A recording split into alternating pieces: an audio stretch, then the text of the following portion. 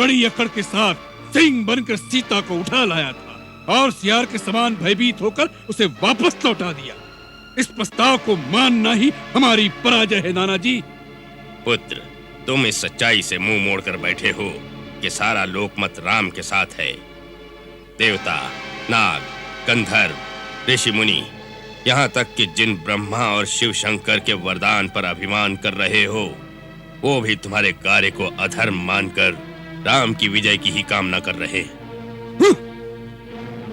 तुम दिग्विजयी हो, परंतु दिगंत में तुम्हारा हित चाहने वाला कोई नहीं है लंकेश। वत्स, भगवान ब्रह्मा ने देव और दानव ये दो ही पक्ष बनाए हैं। देवताओं का बल है धर्म और दानवों का पक्ष अधर्म, परंतु अंत में विजय धर्म की ही होती है। आपने दिग्विजय के लिए सब लोगों में धर्म का नाश किया है और अधर्म को बढ़ाया है। अब वही अधर्म सर्प बनकर हमें डसना चाहता है।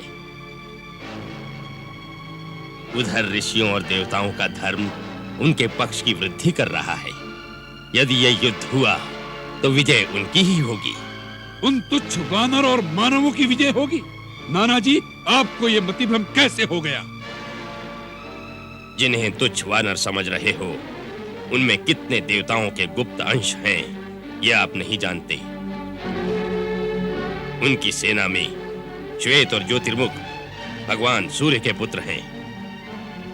हेमकूट वरुण का, नल विश्वकर्मा का और महापराक्रमी दुर्धर वसु का पुत्र है।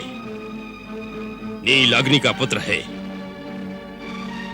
राजकुमार अंगद जो आज दरबार में आया था, वो देवराज इंद्र का नाती है।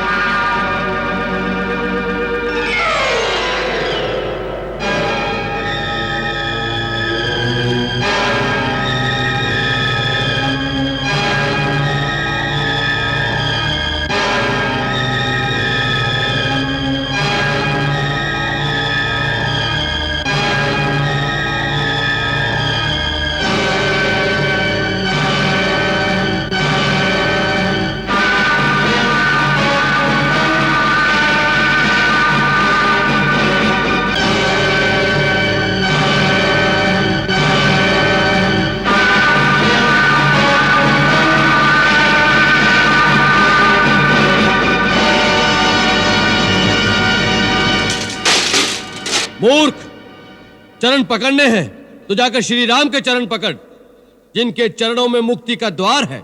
मेरा पैर क्यों पकड़ता है? मेरी चुनौती आपके योद्धाओं को थी, आपको नहीं।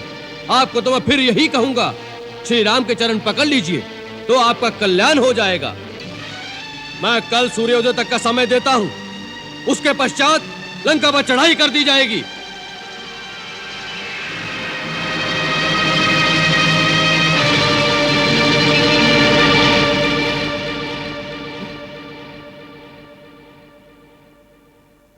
भैया, ये किसका मुकुट है? ये तो महाराज रावण का मुकुट है। रावण का? जी।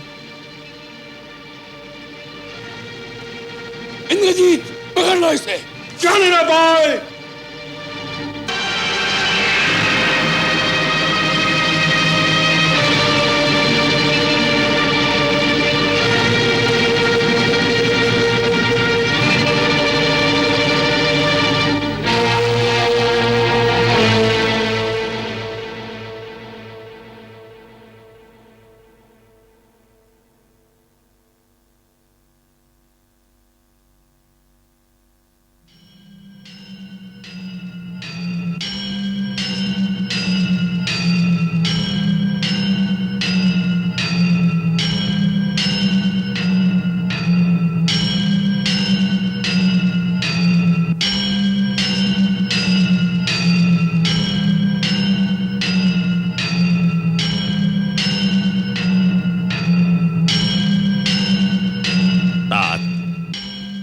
यद्यपि अंगद के शांति प्रस्ताव को तुमने ठुकरा दिया है, फिर भी बात अभी तक तुम्हारे हाथ में है। एक रात में तुम होनी को बदल सकते हो, विप्लव का मुख मोड़ सकते हो। विप्लव? कैसा विप्लव? कहां मच गया विप्लव? जिस रक्तपात की तुम तैयारी कर रहे हो वो विप्लव नहीं तो और क्या है? यह तो वीरों की रण क्रीड़ा है नाना जी। एक युग से असुरों के घर में पड़े अस्त्र शस्त्र जंग खा रहे थे, इसी बहाने उन पर धार रखकर पैने करने का अवसर आ गया है। खर दूषण के साथ एक हाथ से 14 सहस्त्र असुर योद्धा रण की बलि चढ़ गए, उससे तुम्हारी रण पिपासा पूरी नहीं हुई लंकेश। उसी का प्रतिशोध लेने के लिए तो रणचंडी हमारा आवाहन कर रही है। वत्स, इतने विद्वान गुण निधान होकर ये कैसी बचकानी बातें कर रहे हो? तनिक विचार करो। संधि का प्रस्ताव शत्रु पक्ष की ओर से आया है। संधि की शर्त पर विचार नहीं कर रहे नाना जी। सम्मान के साथ सीता लौटा दूं तो उसमें हानि क्या है मेरे लाल? हानि? हानि ही हानि है। आकाश में फहराते रावण के झंडे धज्जियां बनकर धूल में मिल जाएंगी। दसों दिशाएं हमारे नाम पर थूकेंगी। दसों दिशाओं के विजेता ने थूक कर चाट लिया।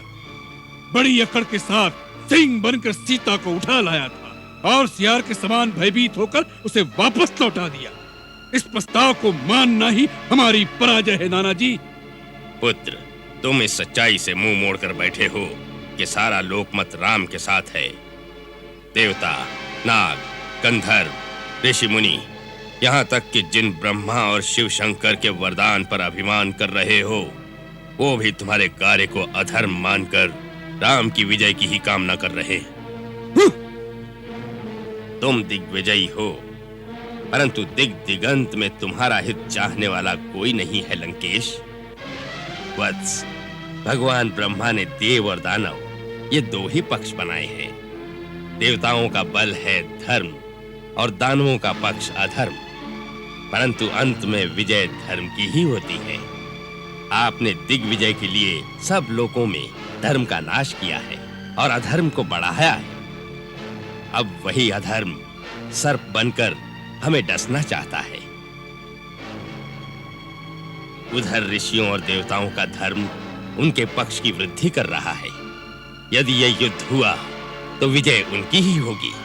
उन तुच्छ वानर और मानवों की विजय होगी।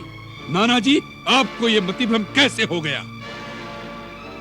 जिन्हें तुच्छ वानर समझ रहे हो, उनमें कितने देवताओं के गुप्त अंश हैं, यह आप नहीं जानते।